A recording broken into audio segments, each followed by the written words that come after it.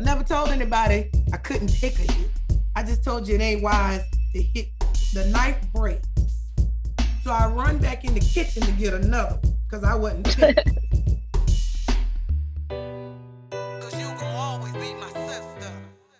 This, and it may seem like I'm the SME, but I have gone through everything that you guys have gone through. I have been the child in a family of domestic violence. My mom fought my dad. My mom fought with my stepdad, and they didn't just do little fights. Like literally, there were times when I would have to, before school, Mary, hold my mom's head together because he crushed a vase into her head. And now there's a gape, and she never went to the doctor because we kept everything inside. You did not talk about it when you got to school. So I held her head together until the bleeding stopped, until she clotted. There were times where she cut my stepdad's arm, stabbed him in the arms.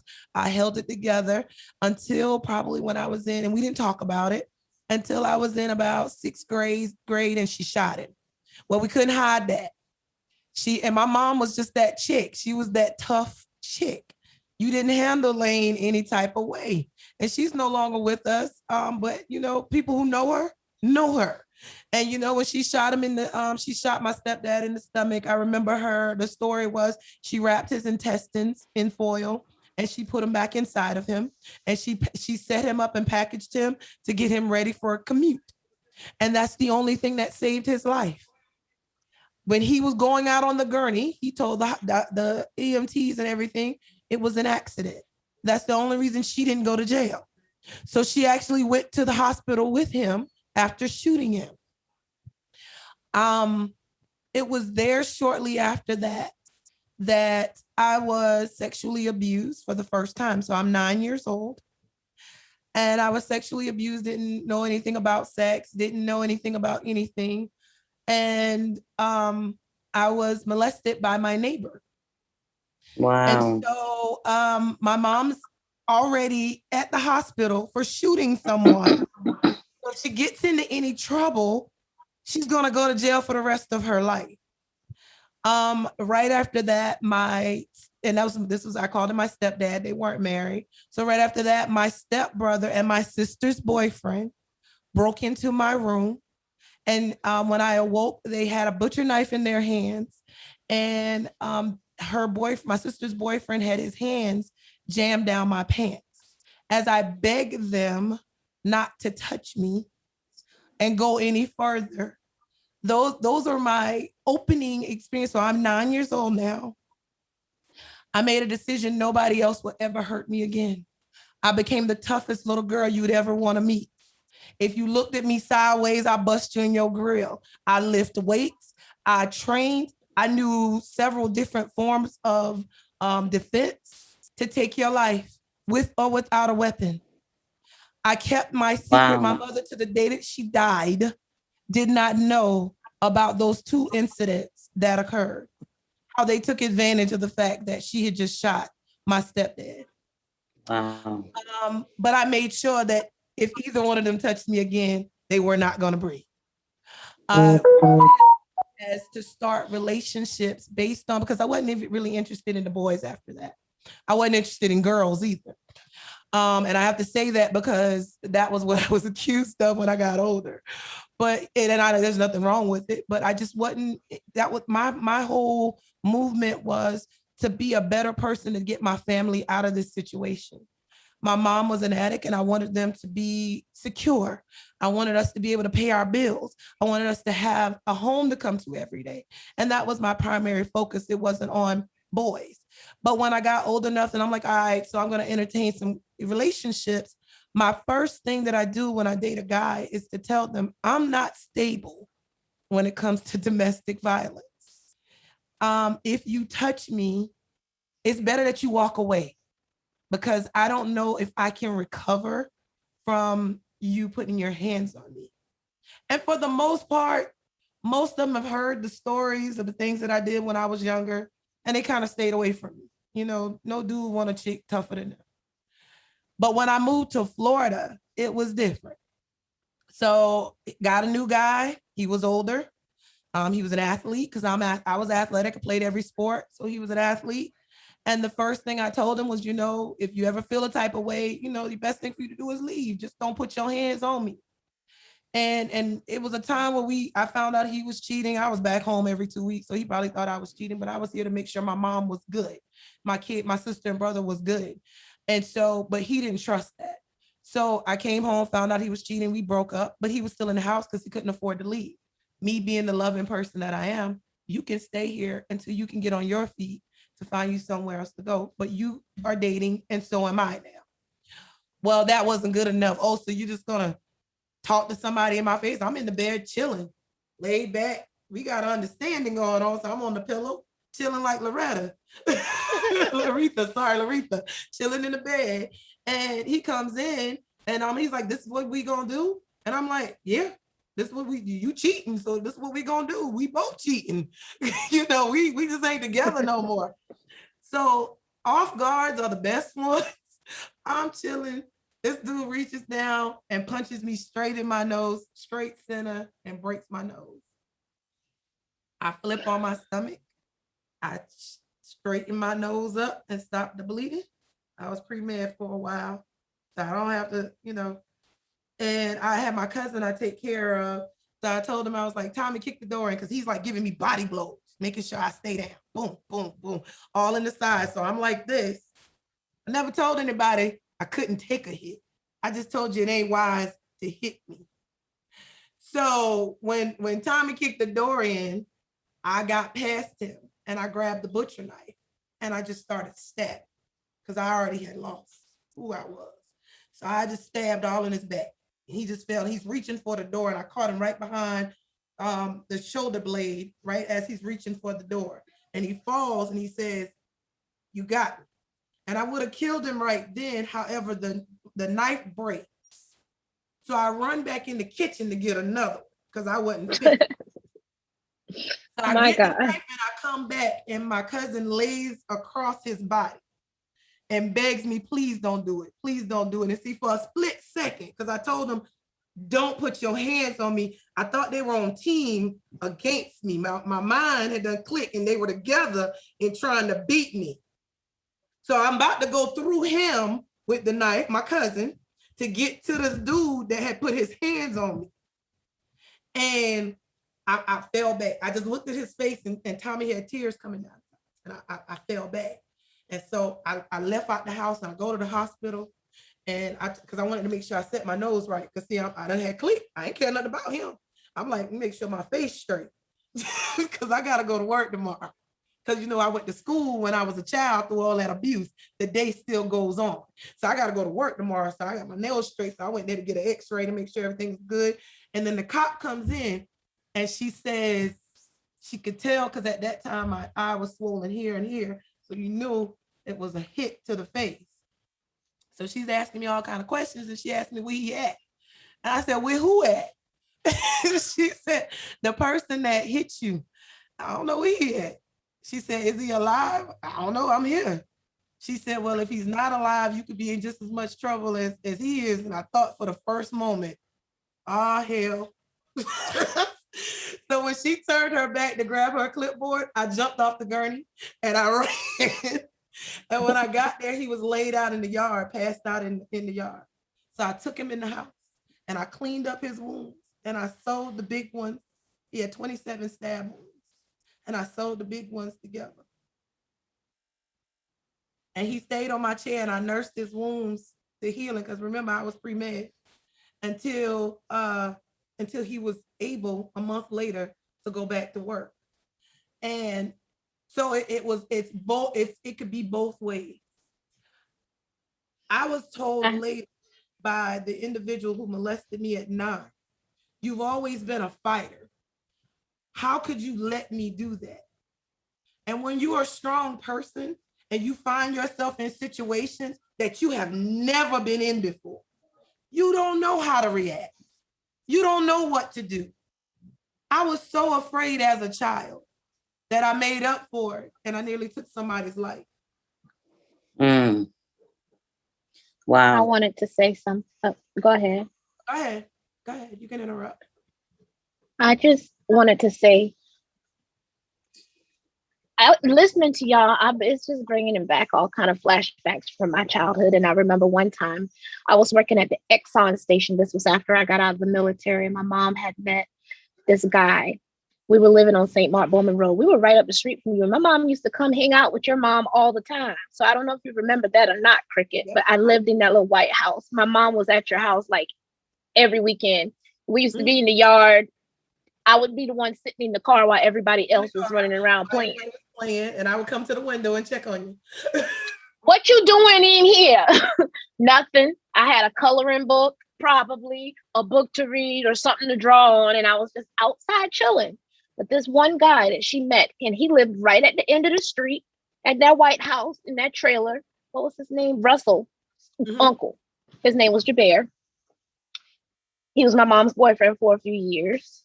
And when I was working at the Exxon station, my mom went out with her sisters, and he was mad. My mom had on braces of he had broken her leg with a baseball bat, but she told us she fell in the hole trying to hang up clothes. We knew better than that because I found the bat and it had blood on it and stuff. I was at my grandparents' house, and we went over there, and she went out with her sisters. I was working at the Exxon station. She said, Serena, when you go, can you bring me back a Pepsi? You know the kind that I like. I was like, okay, I'll bring you a Pepsi back home. So I brought her Pepsi back home. I closed that night and I went back to work the next morning because I had to open the next morning. Well, he got mad because my mama came home and my sister had brought her newborn baby over to the house, and he decided that he was going to try everybody in the house. My grandma that raised me, my mama, my niece, me, and David. All of us was living in the same house. I got home from work that afternoon, and my mama said, Serena, where did you get this soda from? And I said, I got it from the Exxon station. She said, was the seal broken? I said, no, the seal wasn't broken. What are you talking about? She said, well, I poured it out in the sink. I said, you poured what out in the sink? The soda, but the bottle was still in the trash can. And I picked up this bottle and I smelt it. And immediately what I smelled, you know, the stuff you spray around the house for the snakes in the summertime? Oh, wow. That sulfur stuff.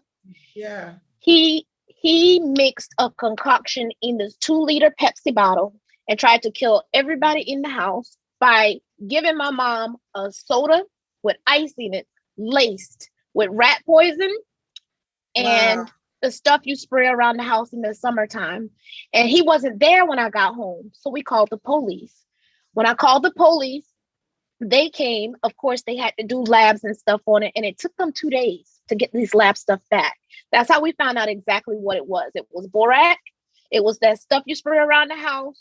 And it was rat poison, all in the residue left. And my niece drank some, and my mom drank some, and I drank some. Wow. And he wasn't there, and we knew he had a gun. He had one of those revolver gun stuff. But my granddaddy had shotguns. So I grew up around shotguns and pistols.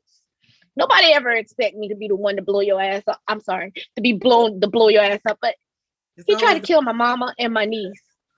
So the police is like, okay, we're going to get him. Where is he at? I said, if y'all don't get him and he get over here, y'all ain't going to have to get him. And of course, I had a smaller voice back then. And I probably still talk like a little girl, but it's more mature now. Yeah. But I was ready for him to come. I was ready. I was sitting behind the front door. I said, if this mother effer come up in here today, I'm going to back him up with this double barrel shotgun. Do you understand me? And those the ones that spread. Yeah, my mama was like, no, Serena, no. That's what I was going to ask. What did your mama say? She was like, no, Serena, no. No, Serena, no. But then I called my sister. Everybody know my sister, Carolyn. She lived in Cedarwood. And I called her and I told her, I said, Carolyn, peep this out. Nunu was over here. She said, I brought Nunu over there because she was working in Somerville. She said, I brought Nunu over there. I said, well, you need to get over here. You need to get over here now. Because this motherfucker done tried to poison everybody. She said, who tried to poison who? And I told her what happened. It took my sister not even 7 minutes to get from Cedarwood to Reedsville to my grandmama's house. She said, Serena, if he there and pull up when I'm there, I said, baby, I got you covered. My mama's in the background and she's like, y'all leave him alone. He was just mad. And I'm looking at her like, it's something wrong with you. What you talking about? So I start cursing because I'm mad. And then she's like, well, I done spent my whole life raising y'all, and now it's time for me to take care of myself. Every man that I get, y'all got something to say. And I'm looking at her like, it's something. What the? I said, you know what? Just lock her in her room, Carolyn. Lock her in her room because there's 2 doors. The front door and then the side door at my grandma's house. So if you ever roll past my grandma's house, you know what I'm talking about. You see the 2 front doors. The other one is a bedroom. So we blocked her in the room, and I blocked her in the living room. Carolyn was at the front door because I was waiting for him to pull up in the yard because I was at the window. I was like waiting. I was about to spray that motherfucker, okay? So I was like, okay, he ain't never come. But the police came. And my mom was banging on the door. She was like, let me out, let me out. So we opened the door, and she told the police that that's your mom, was trying to kill her boyfriend. And my sister had to go to domestic violence classes. I almost got arrested for firearms. I was like, okay, something is seriously wrong here. Then my so it was like that type of thing when I say she would choose her guys over us. So when you guys were talking and Charlene was like, she couldn't tell her mom. When we told our mom we couldn't do it. When Nikita was talking and she was like, her daughter was like, Mommy, I hate him. I wish my mom would do that. And I'm listening to you, Jaquetta, and you was like, you stabbed him. Yes, I was about to blow his ass away. Yes, I was. Yes, I was. And that's just it. It's a summation of, because we're so strong, that's why it's important for us to get that the key messages, be strong enough to walk away. And now I'm labeled as the angry Black woman because of my tone that I use when I talk. Woman, Black, white, Hispanic, we are all women of color. Every woman of any color, be strong enough to walk away. There's so much help out there to help get you through. There's counseling out there to help facilitate those conversations. It is, yes, it's embarrassing. It is embarrassing as hell to be reared tough and then gotta say I got my ass cut by this dude. And part of it is because I can fight a stranger, but how do I fight somebody I love? How do I fight and hurt what I love? And unless you like me and you crazy, you click off, and once you hit me, I don't love you no more. I don't give a damn how many years you got in. How do you hurt what you love? Because I made my mind up at 9 years old. I would never be a victim again. The way that I feel, I'm sorry, the way that I feel that you make that question that you just said, that you make the, how do you make yourself not hurt the one you love, is that you love yourself first. More. You gotta love more, yeah. And and I'm just yeah, I agree with that. And just to say that in loving yourself more, also think about your children. Think about how, and I don't know how Mama Maynard was with the girls, whether you guys had that environment of domestic violence, but you're looking at Keita, myself, and Serena, all coming from as children, coming out of those environments, and the cycle continues. So when you're in those environments, they're seeing you yelling and popping off at whoever the man is in your life, and that man popping back off at you. You also got to think that you need to talk with your children, and not just now, as they get relationships. Pay attention. And you know what? How they are reacting in their own, so you can check it. You have helped me so much. You know exactly how it was when I was going through things and I wasn't myself, not realizing I wasn't myself because I lost who that was. And when you're saying it affects you, it not only affects you then, if you don't get mental health that you need, it will affect you in every relationship it is that you have. Work relationships, friend relationships, social relationships. I still struggle with anxiety and I get overwhelmed sometimes. Jaquetta, you was on the phone with me one day and I was like, I can't do this. I can't do this. I can't do this. And you was like, breathe. And I was just sitting there like I was wholeheartedly having I had to stop 6 times from Somerville to Goose Creek to get to work. Yeah. And even with as you're getting ready, I know you're not thinking of another relationship, but when you do, to know that you take the experience, but not the situation into the next relationship. And that's tough. Like I take the experience, like I'm gonna always protect myself. I may have taken it too far with the stabbing. I might give them that, but I'm gonna defend myself. So I open with, this is what I've gone through. I never want to go through that again. So if you are that person, you may not want to be in this situation with me. And we may not be the best things for each other. So having that conversation at the onset, not the story of what happened, the way you live it and relive it, but just to say, this is who I am now. You're meeting Charlene Maynard. And because of how the situations I was in etched me out, etched my curves, etched my swagger, this is the person you are seeing, and this is what you're getting. And I will not tolerate, just like your sister Laretha said, I will not tolerate anything else.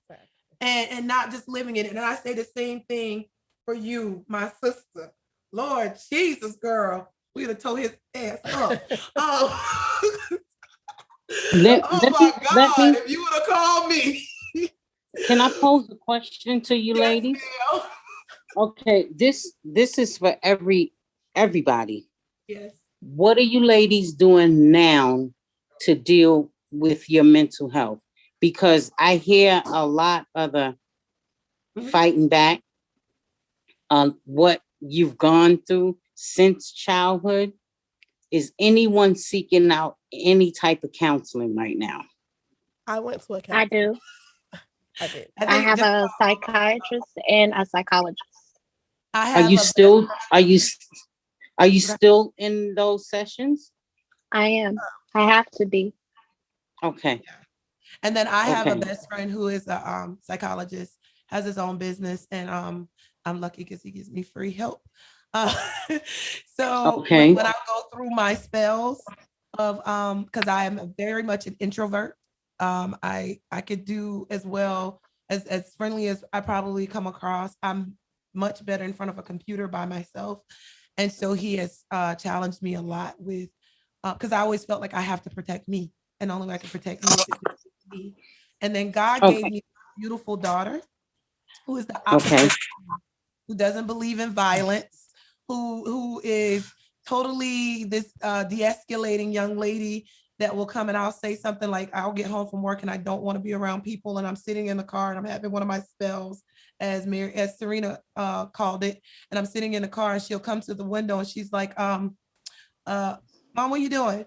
And I'm like, I just need about 2 hours.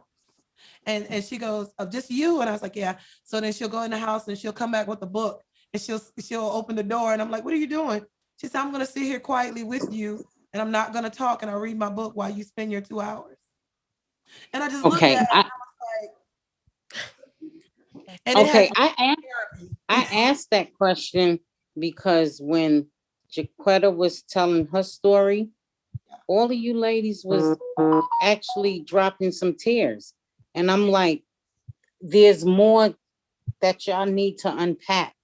Yeah. So that y'all can continue to be positive and instill this positive energy into your children. Yes. It's a lot of unpacking. And and me myself, I've never been in a domestic violence situation. I didn't grow up in domestic violence, so I don't know. Yeah.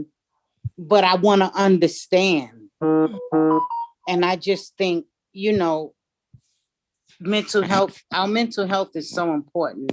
Because it is close to you, Mama. Right. Like I've gone to counseling, and I think the main reason why I dropped tears is because I've been through domestic violence. No matter how much counseling I've had, it still is it's still a soft, very touchy subject for me. I couldn't statistics online because just thinking about children that go through this and other adults that go through it, and I knew part of the story that Cricket told.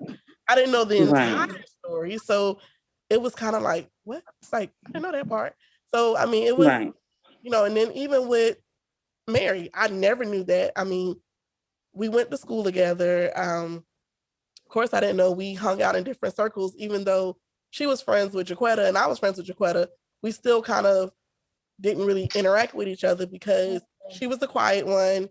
I was outgoing. I was loud. I was a cheerleader. You know, I was at all the football games, basketball games. I even was in the band a couple of years. Yeah. Okay. So, it was just like, to just know those things is kind of weird because, like Cricket said, I've always been strong and outgoing. And for people to see this podcast to say, wow, she actually went through that, because there are still people to this day that holds things against me from a child. Yeah. You know, yeah. like, if you want to still hold that against me, then you got problems, because I don't care Right. anymore. I'm an adult now. Good. If you don't want to talk to me, you don't have to talk to me. And I'm glad you perfectly said fine that. with that. You know, I'm glad you said that. Yeah. I'm glad you said that, because a lot of people don't understand that what another person carries has absolutely nothing to do with you. So and just that I'm recognizing proud to hear that. when I was younger, because I had to hide I had two lives. I had a life at home and a life at Right. I recognized real quickly people who were like me, like Charlene and Mary, who had things going on and they weren't able to like express those things in the environment we were in. And so then I Right. quickly became an advocate for anyone who was being bullied. So if you were on Team Jaquetta back in the day and somebody did something to you, I came and I made sure I took care of that. You don't mess with my Okay. people. And unfortunately, as an adult, people still think I'm fighting. I ain't fighting no more. Right. I will That's say like, something about it, but I ain't fighting. So ladies, we gotta wrap it up. Okay. We gotta wrap it up. And I want to say thank you so much for sharing your stories. Thank you so much for listening to the other people's stories. Thank you for allowing and creating a comfortable area so that we all could talk. And we, you Yes. know, because we're sisters and we weren't sisters before. We sisters now. I got a sister named Larissa. I got a mama Cheryl. Thank you so hey, much Mama for Cheryl. sharing. Hey, y'all. You Hey, know, ladies. that's my, she's been my sis forever. And it's just, and you know, and so it's good to open up the door. You know, Shakita, your family's just gonna get bigger and bigger through this podcast. You do know that. Yes. Yep, you my Yes, sister it will. now, all of y'all. Yes, it will, because I'm already thinking about who I'm gonna invite to the next one. Awesome. Thank you so Yes. much. We You know, appreciate my children are Ravenel. Me and my sister children are Ravenel, and I'm pretty sure if it's South Carolina, St. George, y'all got to be related. All them Ravenels are related. Okay, so I'm about to give you in the meeting shocker. My dad, my biological father is a tailor. So so your children would be related to my sister and brother. I didn't find that out until my mom passed away. That I have wow. a father from my siblings. So, Okay. yeah, so they're But she's still a Ravenel. I'm still a Ravenel now. I ain't changing no paperwork. Yeah. It's his fault. He should have got it fixed at the beginning. Absolutely. Well, I'm definitely about to find a way to get my name changed after my divorce is final. Now I'm so happy. Yes. I just got to Yes. go through this whole court, and I was really stressed out about it. But I have my video, and You're gonna do fine. You're gonna be good. You know what? You are gonna be You fine. got a network. You got a strong mom that's in your corner. Take advantage. Yes. Take Yes. advantage. You and Yes. your sister both are too. You seem like you're too strong for your mama. I need Larissa. You on Yeah. camera? Yes, ma'am. Yep. I'm here. I need you and your sister to reconnect those private areas with your mom. I know when we're young, our mothers are on one level and we're on another level, but you guys are adults now. You need your Yes. mom. Your mama gonna give you that experience, that walk that you will never walk. And I'm speaking to you from someone who does not have their mother anymore. I would love Absolutely. the opportunity to reconnect and just ask questions.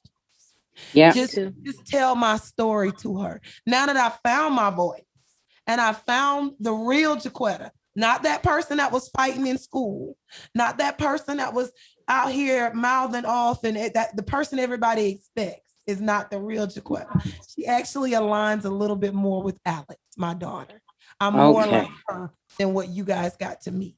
So after I have found my voice, I wish I had the opportunity to express it to my mom and ask the questions of why weren't you there? Why weren't you there to help? Why couldn't I talk to you about those things? And you guys both have the opportunity, and shame on you if you don't use it. She's here today. She's going I to be am. there tomorrow. Take advantage. Yes, And please see, our, use me. our roles will Use be me. reversed. Use My mother her. be asking us, why didn't you talk You know to I'm a she told me stealer. that. I'm a mama Why you stealer. didn't tell us? Why you didn't talk to us about it? It's reversed for us though. You should have talked to me about that. Tell me everything that's, like, tell me things that's happening in your life. Well, then Yes. I tell would her have the let you words know. that make you shut down. Totally You headed. don't want to hear that I told you so. So just tell No. her to open it up so it's not where you feel like you were wrong. Because that's what you feel like. You feel shamed and wrong. So that has to be taken out of the conversation so that you can talk to your mom. Yeah. Yeah. I would never, Talk to her never, about never I told you so. Never I told Yep, you so. she's not judgmental. She always say, Good. "Don't judge me," and that's our saying. That's our family saying. Like, don't judge me. I'm not perfect. Guys, Right. We're not connection. perfect. We Well, all still learning, growing. I thank you ladies for this open forum. It's so much appreciated and needed. Thank you So, so much, guys, for and joining needed. us. I Y'all look have forward to a the next blessed one. rest of y'all day. And thank you for joining CC Corner. Y'all have a good day. Thank you. Thank you. Blessed day, ladies. One love. One love me.